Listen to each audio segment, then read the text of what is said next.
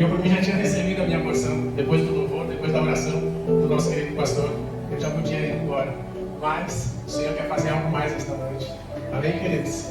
Estamos felizes de estar cumprindo aqui uma palavra lançada na nossa vida há muito tempo atrás.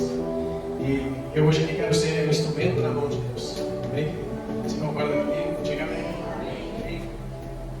Eu achei até que o Marcelo tinha avisado já, né? Que eu ia ministrar, mas os dois casais da mídia não vieram, né, cara? Eu acho que ele combinou com os caras, ó, não vão domingo que não é eu. E eu botei a minha roupa de pregador, a camiseta que a mamãe passava quando eu era solteiro, agora a camiseta que a minha esposa passa, né? E pensei assim, hoje eu saio do andando de pato, né? Eu vou bombar nas redes, chega aqui, os caras não estão aqui pra filmar, cara. Mas, né, como uma boa serva de Deus, tá aí a pastora, 10 minutinhos do corte, tudo certo, foi embora. Ah, queridos, que maravilha, que honra para mim estar num lugar desse, essa noite junto com vocês. Vocês estão felizes com o Senhor Jesus, irmãos? Bem? E Jesus está feliz com vocês? Eu creio que sim. E cada um de nós tem um espaço reservado no coração. Bem, queridos? A gente, para quem não nos conhece, então, né, eu me chamo Edson, sou esposo da Daniela. A gente está aqui há pouco tempo nessa casa também, né? 2 anos. Depois de um namoro, né? Com o pastor Marcelo, a pastora Dália, ainda lá no outro prédio. Logo que eu cheguei aqui, já entreguei meu coração. Eu só me de hoje, né? Diz o Luiz, 3 minutinhos, eu estou derretendo, já estou chorando. E assim casamos, né? Com esta casa, fizemos um laço de amizade, né? E estamos aí vivendo aquilo que o Senhor tem preparado para as nossas vidas. Glória a Jesus. Eu sempre penso, né? Tinha no meu coração que quando eu tivesse essa oportunidade, gostaria de honrar a vida do meu pastor e a casa dele. Uma palavra que ele liberou sobre a minha vida. Em uma das primeiras ocasiões que a gente visitou o ministério lá embaixo, ainda no outro prédio, né? O Marcelo me chamou para um canto, eu abri meu coração para ele. E de todas as coisas que ele me disse, uma marcou o meu coração e essa palavra mudou a trajetória da minha vida. De todas as coisas que ele falou para mim, eu guardei no meu coração, Edson, não importa onde tu estiver, seja íntegro. E de momento eu não entendi o que essa palavra significava. Então eu fui descobrindo aos poucos que ser íntegro é ser inteiro aonde você está. A gente ainda não congregava nessa casa, né? A gente era ainda de uma outra denominação, mas a igreja era uma só, né? Mas em todos os lugares que eu e a minha casa passamos, a gente tem procurado ser íntegros do que fizemos, né? A gente já passou por vários lugares, inclusive hoje eu exerço o Ministério das Cadeiras, né? Onde você está sentado, a gente arruma e eu arrumo com integridade cada uma delas. E se mexer, eu já fico, só bota ali. Está desalinhado isso aqui, a gente não entende. E a integridade é uma coisa que tem nos acompanhado, então, desde aquele dia. Diante de tantas coisas que a gente tem vivido, irmãos, uma delas não sai do meu coração, que é o propósito que o Senhor tem nas vidas de cada um de nós, que não é simplesmente pregar o Evangelho, né? Mas se trata de anunciar a mensagem da salvação. Há um texto muito conhecido na Bíblia que eu gosto muito, que se encontra no livro de Atos dos Apóstolos, capítulo 2. Você não precisa abrir, você pode só acompanhar comigo. Atos dos Apóstolos, capítulo 2, no versículo 37 e em diante. Há uma conversa de Pedro com a maioria dos homens que ali estavam após o Pentecoste. E Pedro faz a sua primeira ministração àquele grupo de homens, explicando como que Jesus era o Cristo, por tudo que ele tinha passado, feito, fazia e ensinava como fazer, né? E naquela ministração a Bíblia diz que Pedro chegou a ganhar 3.000 almas para Jesus. E eu fico me perguntando hoje, se nós estivéssemos aqui reunidos num número total de 30 pessoas, seria necessário, queridos, que para 30 pessoas, cada um ministrasse individualmente a 100 pessoas e ganhasse essas 100 pessoas para Jesus, para que nós alcançássemos o número de Pedro. Dada a proporção de 50% que um aceitasse e outro não, cada um de nós seria necessário ministrar a 200 pessoas até alcançar o número de 100 e então igualarmos o número de Pedro de 3.000 almas. Bem? Agora, se você correr os olhos pelos evangelhos, você vai perceber que a vida de Pedro não era bem assim, né? Obrigado, meu irmão.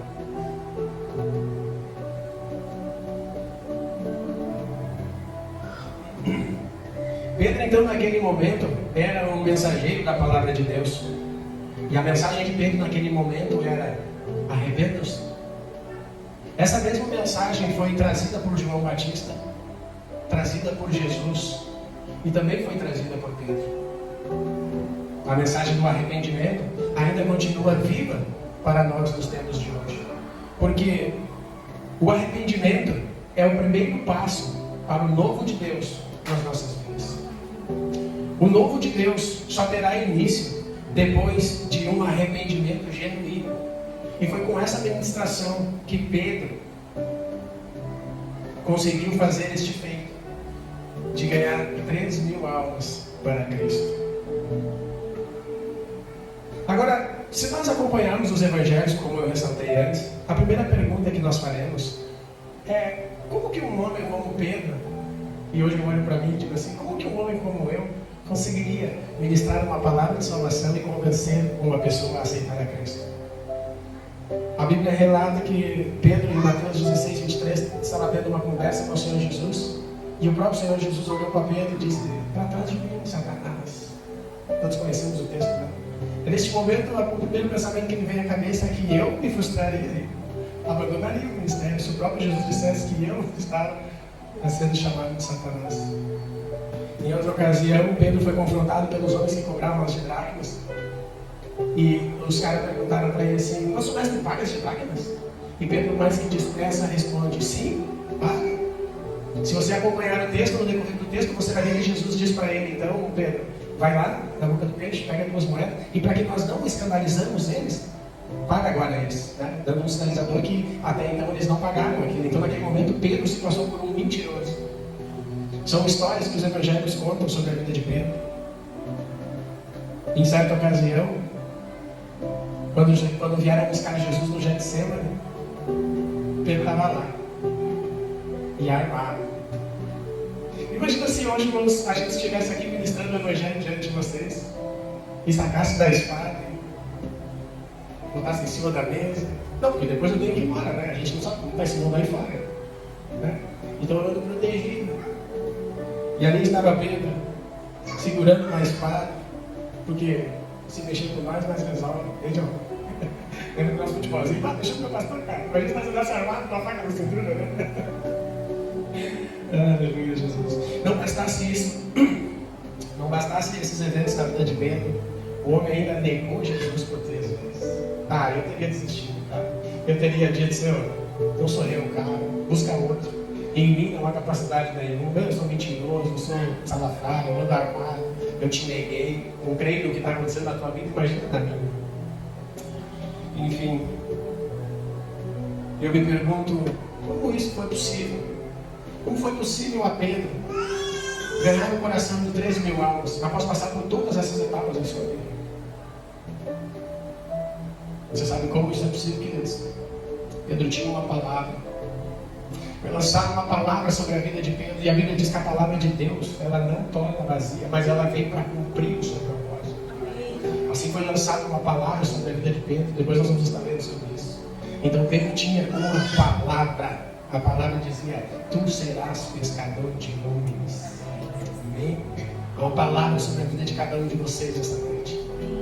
Uma palavra sobre a vida de cada homem, de cada mulher. A gente vai descobrir qual é até o final desse culto, amém? Tudo o que estava acontecendo na vida de Pedro, naquele momento, era o cumprimento de uma palavra. Então, embora você não esteja vendo, há uma obra sendo executada em você. Assim como havia uma obra sendo executada em Pedro. A carta de Paulo aos Gálatas, no versículo 2, no capítulo 8, ele usa uma frase dizendo que aquele que operou eficazmente em Pedro, também operou com eficácia em mim. E é nessa palavra que eu quero dizer para vocês que eu sei que Deus está trabalhando eficazmente na vida de cada um de vocês. Deus está operando uma obra em você, mudando a sua maneira de pensar, mudando a sua maneira de falar, mudando a sua maneira de viver. Bem, queridos, quantos creem nessa palavra? Embora você não esteja vendo, eu sei, eu profetizo sobre a tua vida. Deus está trabalhando. Tenha calma, não se apresse. Não vá se o Senhor não disse para mim. Amém, queridos? Se Ele disse para não parar, não pare. Se Ele disse para não ir, não vá. Espere o tempo certo de Deus. Amém? Queria convidar você então para abrir a sua Bíblia comigo. O livro de Lucas, capítulo número 5.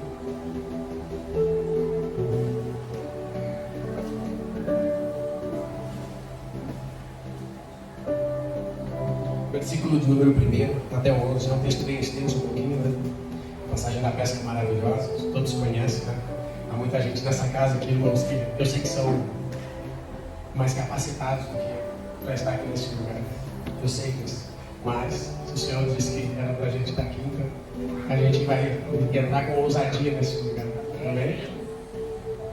Vocês acharam, irmãos? Vamos colocar de pé, irmãos, para ler a palavra do Senhor. Lucas 5, capítulo 1, versículo 1 a 11. A palavra de Deus diz assim: Aconteceu que, apertando a multidão para ouvir a palavra de Deus, estava ele junto ao lago de Genezaré, e viu estar 2 barcos junto à praia do lago, e os pescadores, havendo descido deles, estavam lavando as redes. Entrando em um dos barcos, que era o de Simão, pediu-lhe que o afastasse um pouco da terra, e assentando-se, ensinava do barco a multidão. Quando acabou de falar, disse a Simão: Faze-te ao mar alto e lançai as vossas redes para pescar.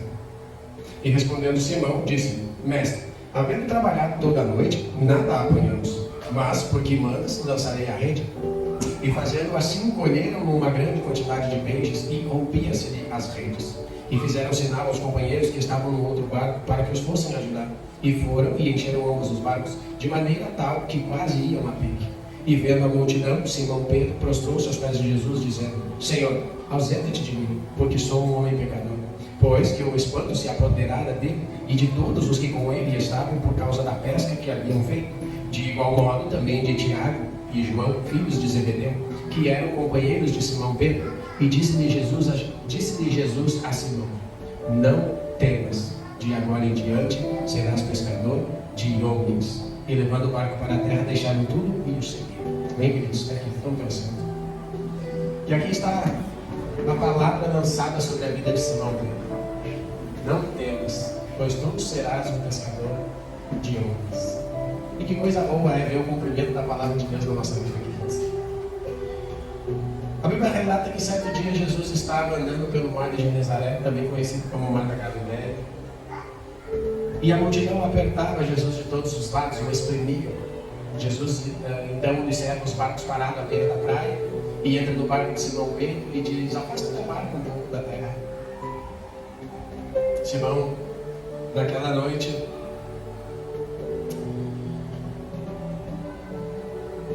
Simão já havia encerrado as suas atividades, já havia encerrado a pescaria naquela noite. E naquela manhã, por causa da grande multidão que cercava Jesus, Jesus entrou no barco de Simão e pediu-lhe que o afastasse um pouco da praia. Eu fico imaginando aqui comigo, qual seria o sermão, qual seria a mensagem que Jesus naquele momento estava trazendo para aquelas pessoas que ali estavam. Qual foi a parábola que Jesus trouxe aos ouvidos daqueles que ali estavam ouvindo? A Bíblia não diz, irmãos, qual foi a mensagem que Jesus nos trouxe aos ouvidos daqueles homens naquela manhã. Mas a gente tem uma liberdade para conjecturar dentro do texto. Amém, queridos? O texto nos dá a oportunidade de imaginarmos o que estaria acontecendo naquele momento. E dada a proporção, eu quero acreditar que, por Jesus estar em uma aldeia de pescadores, o que ele ensinava naquele momento está relacionado ao que diz em Mateus 13:47. Você não precisa ler. Mas em Mateus 13:47, a palavra de Deus diz assim: O reino dos céus é como uma rede lançada ao mar, que apanha toda a qualidade de peixes. Amém? Será que era isso que Jesus ensinava naquele momento? Como a gente não vai descobrir hoje, não, mas naquele dia, quando a gente estiver lá com ele, eu vou perguntar: qual era o sermão que tu ensinava naquela manhã, Jesus? Agora, imagina a situação de Simão Pedro. Conjecturem comigo. O homem lavando as redes, ouvindo uma mensagem, vendo um povo todo admirado com a beleza e o encanto não, a beleza e a maneira com que Jesus ministrava a palavra.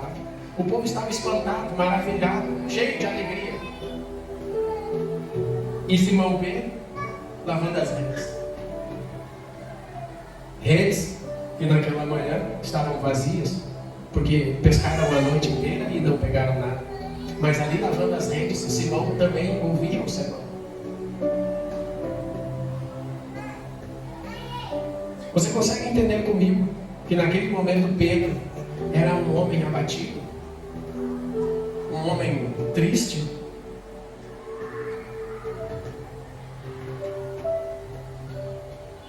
cabisbaixo, ou até frustrado por ter que voltar para casa de mãos vazias? Você já se imaginou que muitos de nós aqui somos funcionários, trabalhadores, serviços braçais? Você consegue imaginar a situação de você trabalhar 30 dias e ter que retornar para sua casa abanando as mãos, sem o leite das crianças, sem o alimento daquele dia ou de todo mês, sem o dinheiro das contas? Como estaria o seu orgulho de homem provedor? Como estaria o seu coração naquele momento para ouvir uma mensagem? Com certeza, naquele momento, Pedro carregava algo que não era alegria. Era um desânimo profundo, uma incapacidade, um sentimento de impotência, por não ter conseguido fazer aquilo que ele sabia fazer de melhor. Tudo que Pedro tinha naquela manhã era o barco. Tudo o que Pedro tinha era o barco. E o barco de Simão naquela manhã estava vazio.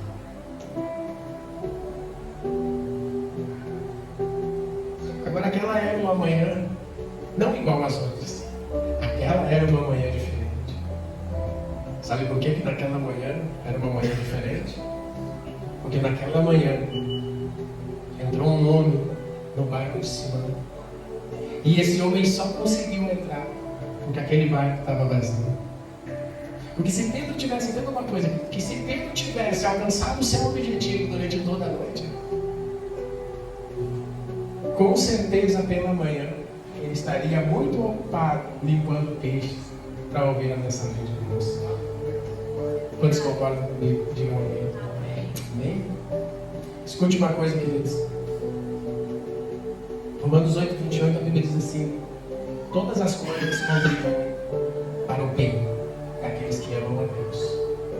Mais uma vez eu vou conjecturar com vocês para a gente criar a ideia do que está acontecendo.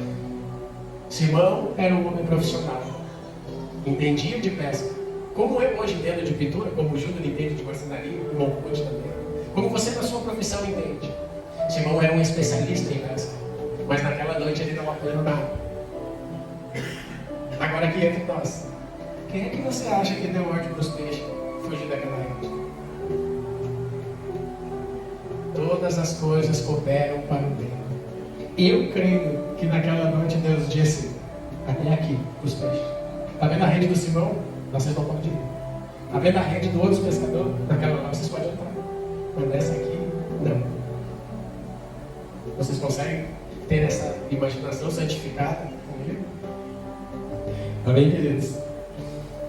Todas as coisas contribuem para o bem daqueles que amam a Deus, vírgula, e andam segundo o seu propósito. Não é verdade? Então, se alguma coisa está dando errado na sua vida, se você está frustrado com algumas situações, mas mesmo assim, acima de tudo, você anda segundo o seu propósito, ou acima de tudo, você ama a Deus, fique tranquilo.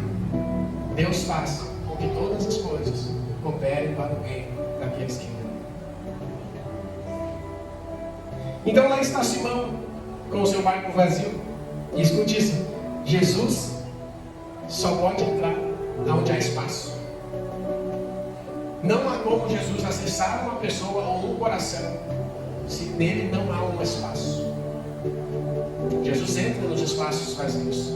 Jesus ocupa o espaço que nós damos para ele. Ele não arromba corações. Ele bate na porta e entra quando nós permitimos a entrada dele. É por isso que nós devemos nos esvaziarmos de nós mesmos, porque só algo que está vazio pode ser cheio.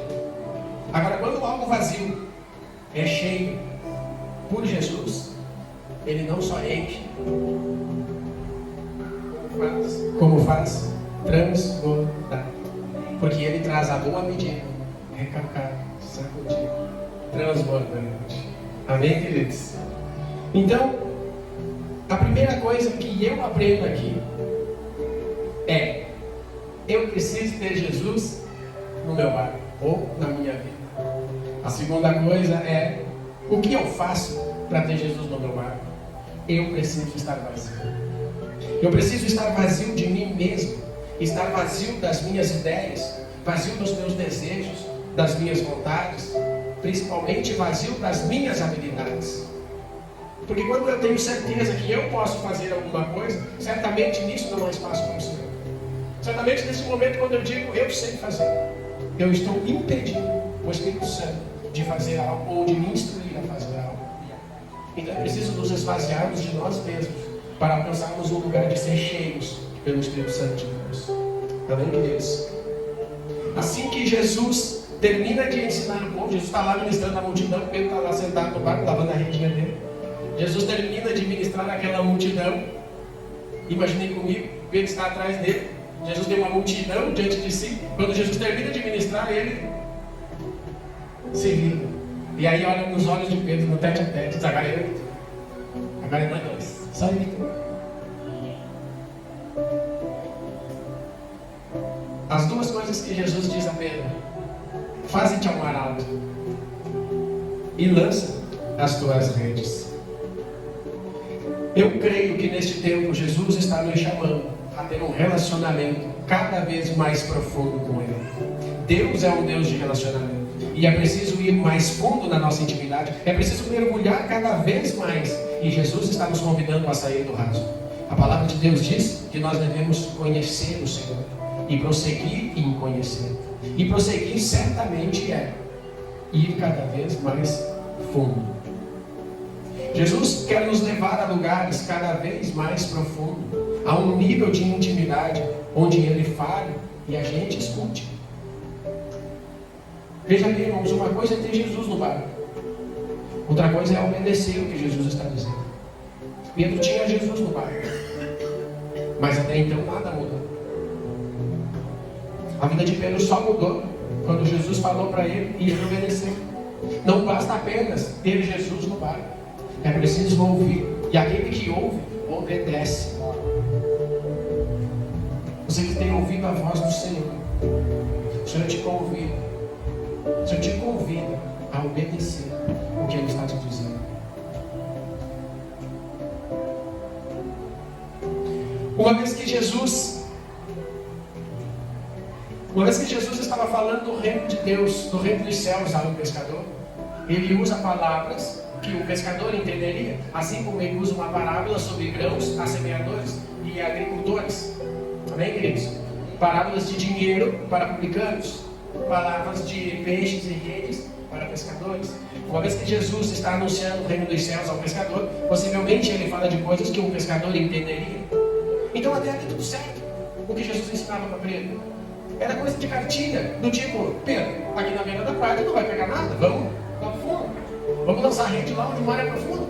Até aí tudo certo, até eu entenderia.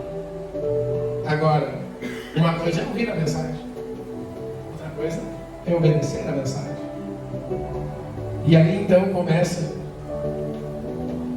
a luta interna de Pedro, como existe a luta interna de cada um de nós. Pedro então cansado, Pedro com um orgulho ferido por não ter alcançado o êxito na noite anterior. Só uma coisa naquele momento era favorável à situação de Pedro: Jesus estava no barco. Tudo estava dando errado, tudo deu errado, tudo estava desalinhado, fora de controle. Mas naquela manhã, Jesus estava no barco. Agora não se esqueça, não basta apenas ter Jesus no barco. Uma coisa é ter Jesus, outra coisa é obedecer Jesus. A terceira coisa é levar Jesus junto. Amém, queridos? Mesmo assim, Pedro ainda precisava tomar uma decisão. Possivelmente Pedro tenha olhado para Jesus. Imaginem comigo a resposta que Pedro deu a Jesus: Senhor, veja bem, o Senhor é um mestre e tudo, as pessoas gostam do que o Senhor fala, mas não sei se o Senhor entende muito de pescaria. Agora eu sim, eu sou o chefe da pescaria aí, vou dizer obviamente, o mar não está para peixe. O Senhor prega, é uma maravilha, mas acho que o Senhor está mandando eu fazer uma coisa que eu já fiz e não rola. Naquele momento, Pedro, na sua luta interna, precisa tomar uma decisão.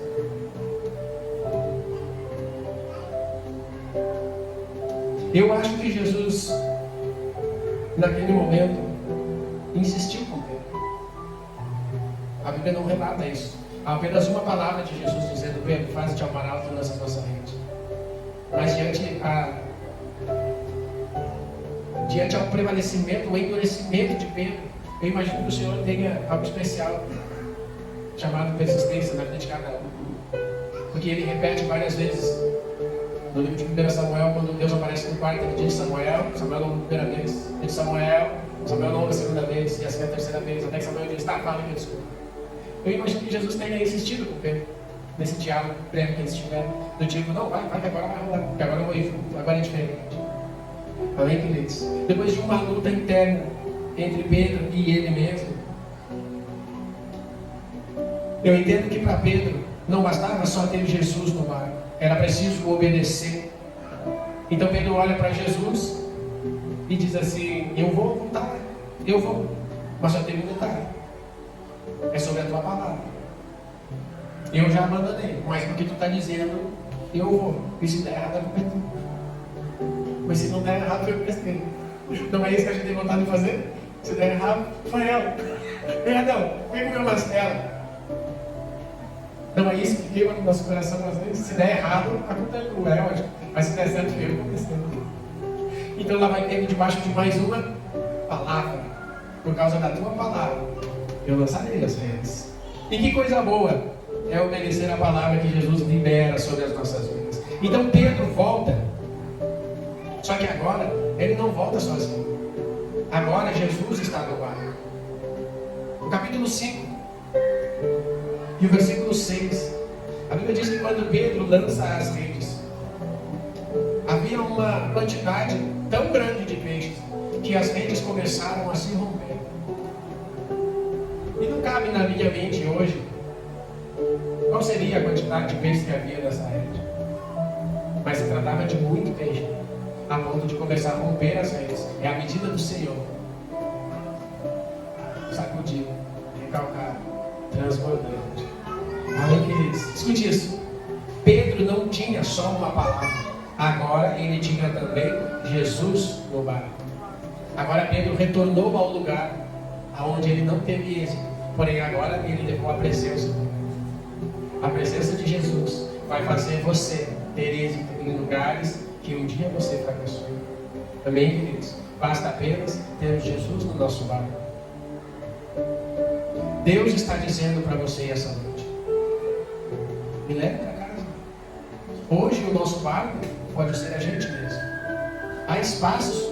Será que há espaço no meu coração para me retornar para minha casa com Jesus hoje? E amanhã, quando começar a minha semana, eu ter êxito em lugares que eu fracassei? Eu sim. Eu creio que sim. Se coloque de pé, por favor. Escute uma coisa. Eu não sei o que aflige o teu coração. Eu não sei em que lugar da tua vida, em que área da tua vida você está oprimido, triste, confuso. Eu não sei em que área da sua vida você não está conseguindo ter isso. Se eu for mais a fundo, eu posso dizer: eu não sei em que área da sua vida você tem sido humilhado. Ou em que área da sua vida você foi rejeitado. Eu não sei isso, mas eu sei de uma coisa. Efésios, capítulo 1, versículo 4, diz: Ele me elegeu nele. Então, onde você foi rejeitado, não interessa. Importa onde você foi eleito. E você foi eleito nele. Amém, queridos? Louvado seja o teu nome, Jesus. Aqui então, irmãos, a gente trouxe uma ilustração de como começou a jornada de Pedro. Um homem atribulado pela sua vida, pelo seu orgulho, pelos seus altos e baixos. Mas a vida de Pedro não foi totalmente coisas para baixo, né? Pedro também teve algumas revelações que o levaram a assumir o lugar de o primeiro apóstolo da igreja, chamado de a rocha onde o Senhor Jesus começou a edificar a igreja. Pedro foi o homem que teve a primeira revelação e disse: eu sei quem tu és o Cristo. Assim começou a história de um homem que, juntamente com Tiago e João, se tornaram a coluna da igreja, uma das igrejas a qual hoje você faz parte. Amém, queridos? Uma última palavra está relatada na Epístola de Pedro. O próprio Pedro, com o próprio punho, deixou um versículo dizendo, em 1 Pedro 2:9, é muito conhecido, mas tem um significado diferente essa noite. Depois de todos os seus altos e baixos, depois de todas as tempestades e bonanças, Pedro pega a pena, olha na tinta e escreve assim: vocês são a geração eleita. Vocês são a geração eleita para anunciar as virtudes daquele que nos chamou das trevas para a luz. Então hoje eu quero deixar uma mensagem no seu coração que não importa por onde você tem andado, não importa as decisões que você tem tomado, não importa onde você tem sido rejeitado, o que importa é onde você foi eleito. Você foi eleito nele, por ele, antes da fundação do mundo. Antes que tudo isso existisse no coração de Deus, você já existia. Tome posse dessa palavra dessa noite, meu querido. Leve Jesus no teu coração, leve Jesus no teu barco e use da palavra que ele tem lançado sobre a tua vida. Lance as tuas redes sobre ele. Lance as tuas angústias, as tuas tristezas, as tuas injúrias, as tuas calúnias. Lance sobre ele. Amém, queridos?